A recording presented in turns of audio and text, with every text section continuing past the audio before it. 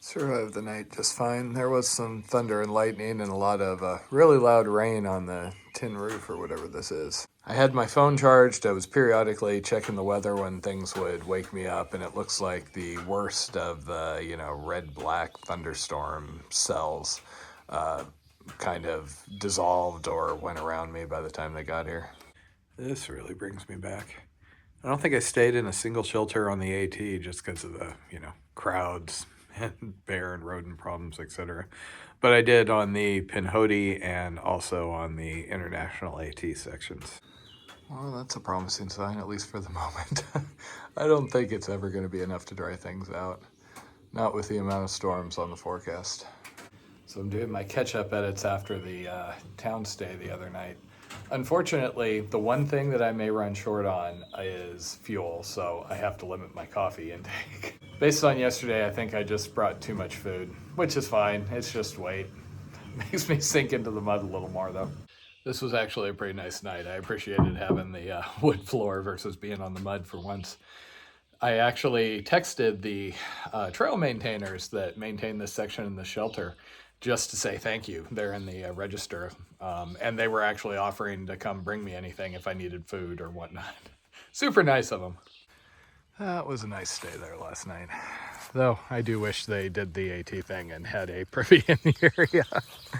It's been kind of a mess digging cat holes with all the mud and vegetation and everything. It's been raining off and on all morning.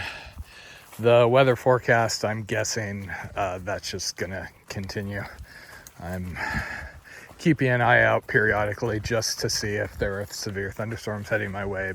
So the funny thing with my tent is I quite often will get comments where somebody can't believe that I'm using a tent that has poles versus what they view as far superior trekking pole tents. And I mean, I own a trekking pole tent.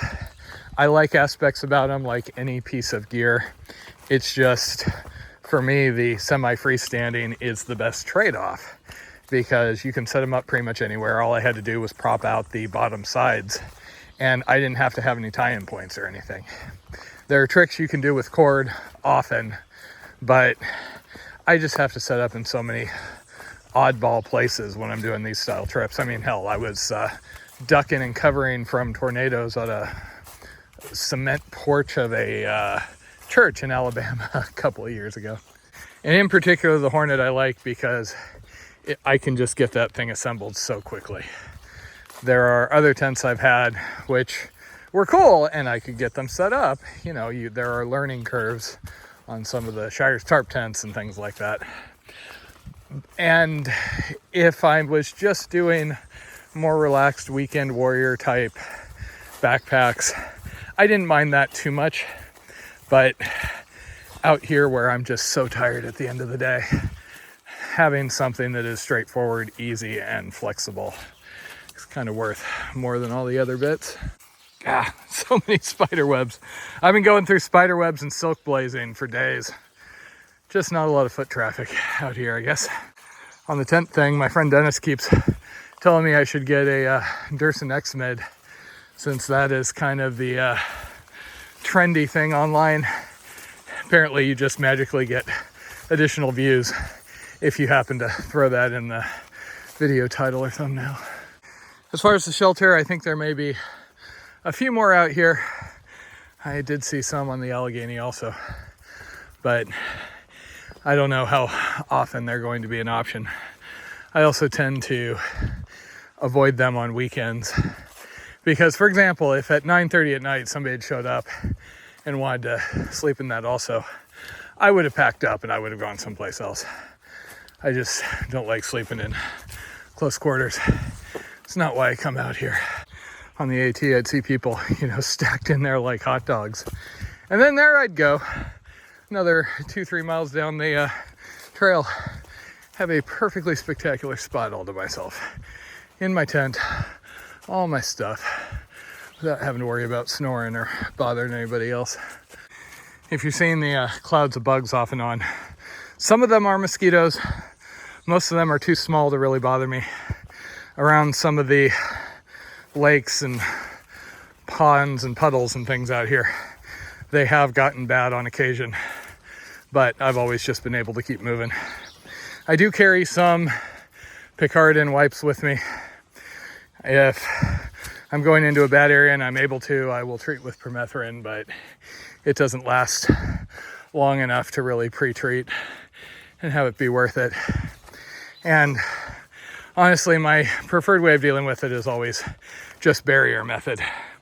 Put on my bug net, put on my rain jacket. I have a pair of wind pants that'll work for my legs, and then I don't have chemicals smeared all over me, which are then going to get transferred onto my sleeping bag and the rest of my gear and accumulate over the next 6+ months.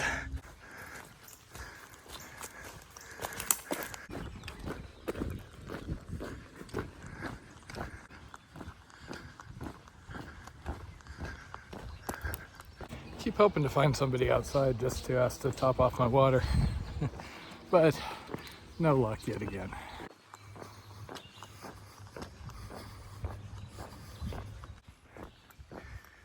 Hey, buddy. Oh, wow, look at that. Big guy. Hey, I'm not getting close to you.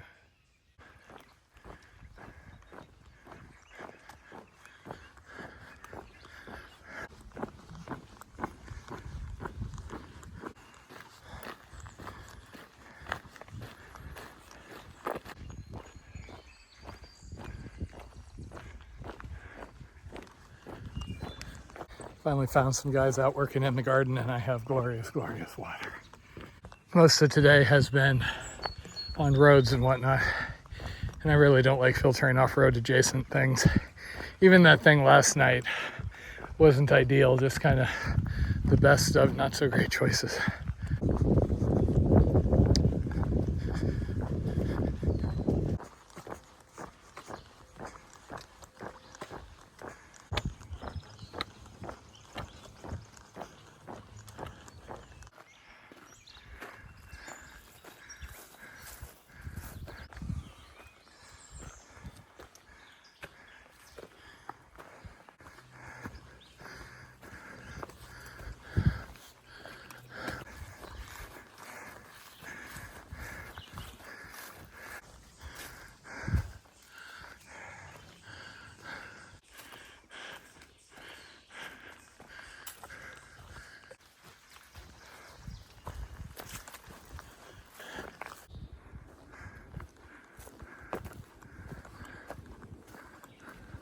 That was fun. If slightly more work than the road section.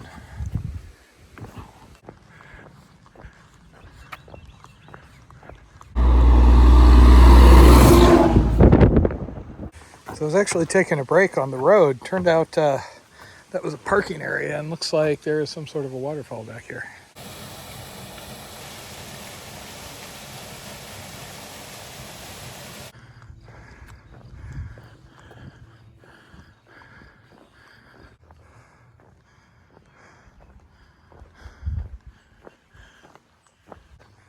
I have really been dragging. I'm not sure if it's just the heat and lack of water or what, but I'm trying to track somebody down to fill. I'll probably end up stopping a little early because I'm just crawling now. Okay, it took a while. Finally able to find somebody to give me water. Had somebody earlier, but they had this giant poodle type dog that was just determined to attack me, and they had their hands full, so I couldn't get water. That guy back there though filled me up, so I'm back to a gallon. I asked him about the weather forecast, and he's like, yeah, you basically can never tell. So somewhere between a tornado and a clear day, basically. It's only 6 o'clock, but I may be looking for a camp sooner rather than later. There's one confirmed spot up ahead. Forced down a third of a bag of trail mix. So I'm pretty sure it's not just bonking due to lack of food. Has been kind of hard to take breaks when I'm in areas like this, and that it got really hot during that trail section. I'm not quite falling over territory, but I am staggering a bit. Okay, 7 o'clock. Depending how far I make it, there's a spot along this road. There's some trail I may be able to just disperse camp in. And I did contact a trail angel who's a bit further. Supposedly, there is permission to camp somewhere right around here.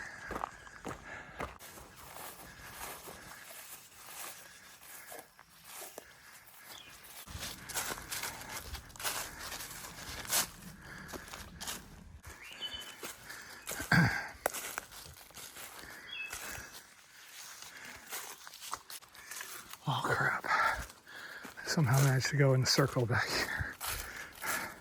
I'm getting close to just camping back here if I can find a spot.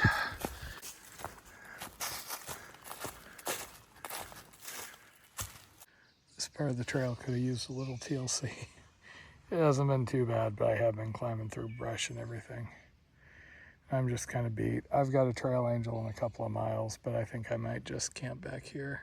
Oh crap. I haven't had reception, thought my phone was on airplane. I just got a really sweet text message that came through inviting me to dinner. Unfortunately, due to this delay, I'm still 2.5 miles away. Can't even text him back to say thank you so much, but I'm sorry I can't. Well, that is just... So I had talked to a trail angel, let him know I was trying to make it to him. This easement went a little slow. Finally managed to get a text message out because I saw they had sent me something saying they were having dinner and inviting me in. And apparently, yeah, if I'd been able to make it, I would have had like a full-on shower, bed to stay in, dinner, all of that. Oh, this is such a bummer.